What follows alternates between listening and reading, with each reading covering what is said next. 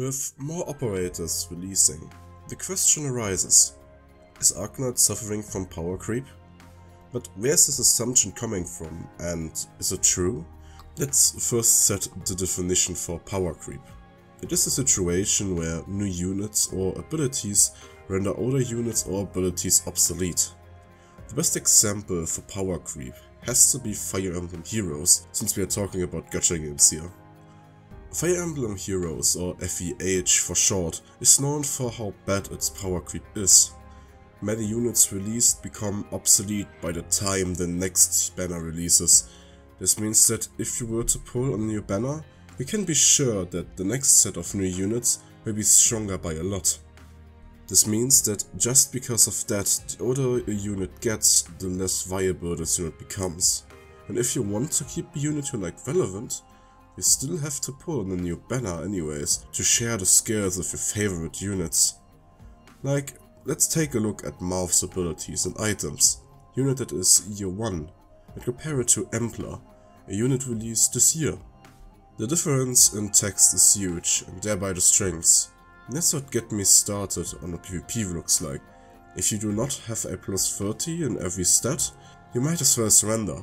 Put it into context, back then in year 1, a plus 30 bonus was something you would dream of. Now then, enough about other gachas, we are here for Arknights. So, does Arknights suffer from power creep? Short answer, kinda, but not really. Now, let me explain this confusing answer. Like every gacha game, Arknights has a bit of power creep to make new units attractive to use and actually pull for. But in the end, it's not only the operators that become stronger, but the event mechanics become more complex to deal with. But let's discuss these topics one by one. Let's start with the operators. And let's not sugarcoat it. Yes, Arknights operators have become stronger ever since the game released. Back then, Silver Ash was considered the best unit for killing bosses and taking care of difficult and strong enemies. He was the king, until he got dethroned by a certain red hair named Surta. With high arts damage and high HP to their skill, she was the best boss killer. And then came Shan Alter, with insane damage, defense ignore and slow. Afterwards it was Ariel with a 100% defense ignore if enemies could levitate. And then we had Myrna, who was like Silver Ash that could deal true damage. Not to forget about Typhoon, who was able to fight phase 1 Patriot by herself. Then we had Texas Alter and Yata Alter, the two operators that dealt insane hybrid damage and didn't need as much setup as the rest, since they were just placed wherever damage was needed. But this just does it for the damage category. In terms of lane holding, it started with Blaze as the best AFK lane holder. Then Thorns released, he didn't even need a medic. Afterwards was Mountain, who had better HP regen than Thorns. And lastly Chongyu, who had a good burst and can cover a lot of ground. But let's not forget about Matrock and Penance, La Pluma and Executor Alter, who could just be placed and didn't need extra support, since they had their own ways of keeping themselves alive. And even when it comes to medics and supports, the power creep exists. What started with Shining, Nightingale and Pelopsis now turned to Lumen, who can heal statuses like Stun, Keltsit, who doubled as a DPS and lane holder because of Monster, and Aya Alter, who can globally heal or recover elemental damage from operators like Matrock. And with supports, Hao Ling is able to clear 90% of the entire game by herself, or Gnosis giving you as much time as needed because of code and freeze status. Silence Alter being able to prevent death, and Suzerain and Skadi being the best damage Ms.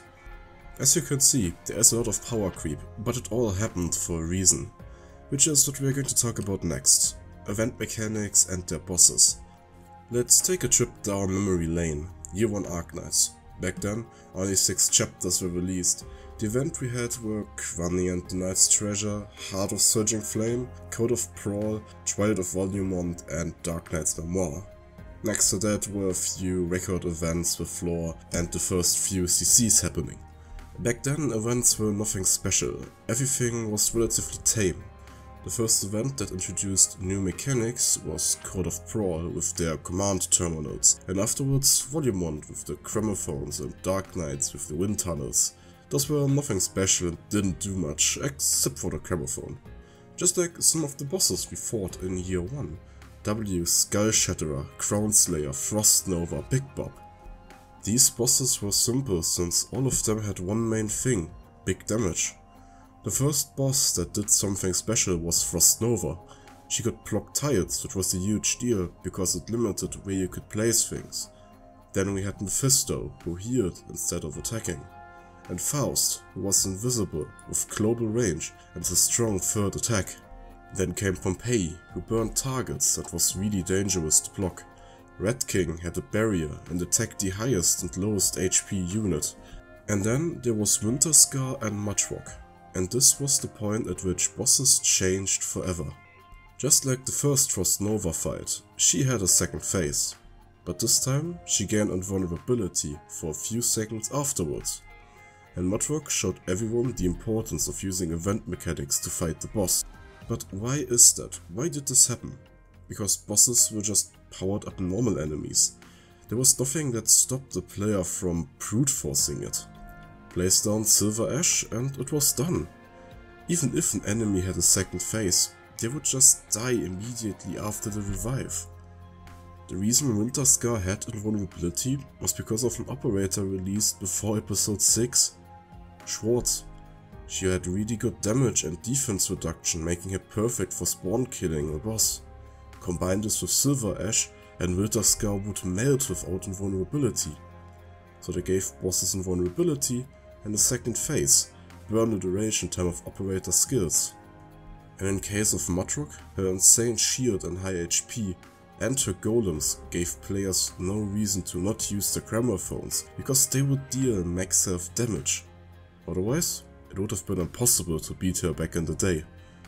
But now, let's compare this to current day Arknights, chapters like Episode 9 Stormwatch, Episode 10 Shatterpoint, Episode 11 Return to Mist, and events like Il Siracussano, Firelight and Whirlwinds. What the mechanics have evolved to. Now, even in the story, you're no longer able to brute force it, except for Episode 11. In Episode 9, you had to use the pillars to defeat and redirect enemies and to be able to fight Mandragora.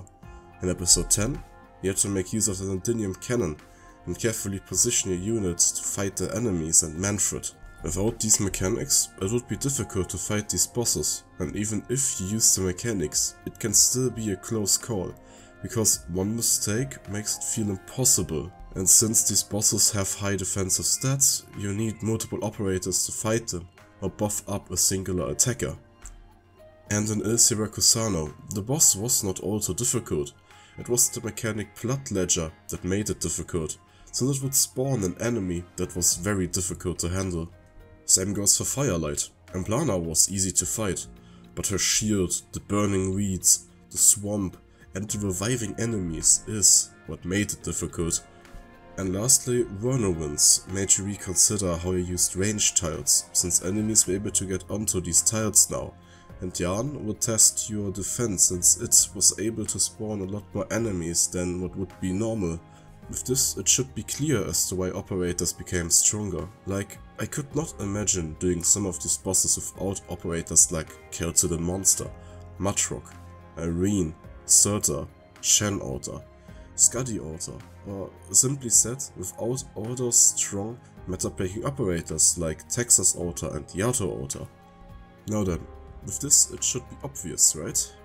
Arknights suffers some power creep, but only because its mechanics become more complex. There is a reason why each of these strong operators exists. Since they introduce more elemental damage, they need someone who can heal it from enmities. Or because bosses get more defensive stats, I need operators with big amounts of armor ignore and attack. Well, I would agree with this. There is one thing we have to keep in mind. There's one type of operator I have not mentioned. Vanguards.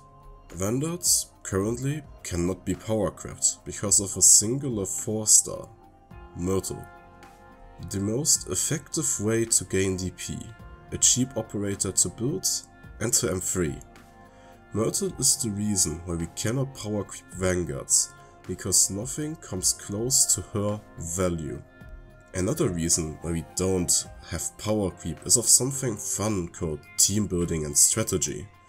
Even if you have the strongest operators, each one of them has their flaws, and sometimes you need a certain niche and tactic to beat a stage.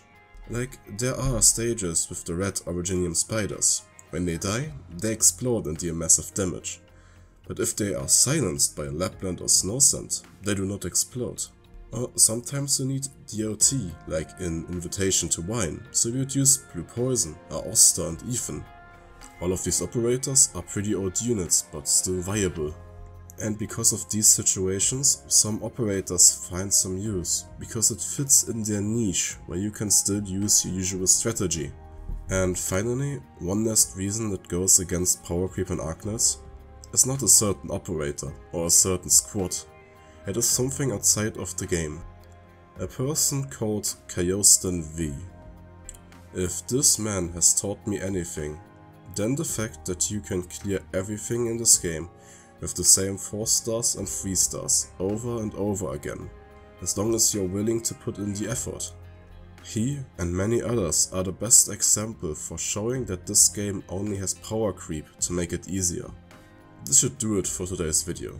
Everyone, have a good day and keep in mind, if you put in effort, you don't have to rely on power creep to carry you.